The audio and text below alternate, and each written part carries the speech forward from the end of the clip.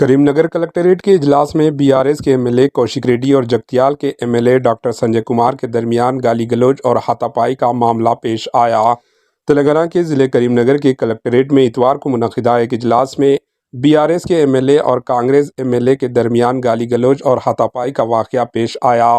बताया जाता है कि जगतियाल के एमएलए डॉक्टर संजय कुमार, जो हालिया दिनों कांग्रेस पार्टी में शामिल हुए हैं, इन्हें इजलास में बात करने का मौका फराहम किया गया, जिस पर हुजूराबाद के बीआरएस के एमएलए कौशिक रेड्डी ने डॉक्टर संजय को माइक देने पर शदीद एतराज़ किया और डॉक्टर संजय कुमार से पहले इस बात की वजाहत करने का मुतालिबा किया कि वो किस पार्टी से ताल्लुक़ रखते हैं। ज़िले के जायज़ इजलास में हुकूमत के इस्कीमात पर मुबासा हो रहे थे और जगतियाल के एमएलए संजय कुमार तकरीर कर रहे थे कि कौशिक रेड्डी ने इनसे माइक छीनने की कोशिश की और सवाल किया कि वो किस पार्टी की तरफ से बात कर रहे हैं, जिस पर एमएलए डॉक्टर संजय भी बरहम हो गए।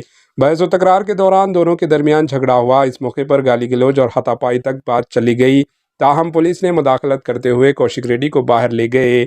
बाहर आकर कौशिक रेड्डी ने मीडिया से बात करते हुए कहा कि बीआरएस के बी फार्म से कामयाब होकर कांग्रेस की नुमाइंदगी की तरफ बात करना काबिल कबूल नहीं है। Bureau report, HN news. Karimnagar जिल्लालो ఉమ్మడి కరీంనగర్ జిల్లాల రైతుల పక్షాన తెలంగాణ రైతుల పక్షాన దాంతో పాటు ఇలా రుణమాఫీ నా హుజురాబాద్ నియోజకవర్గంలో కేవలం 50% మాత్రమే అయింది,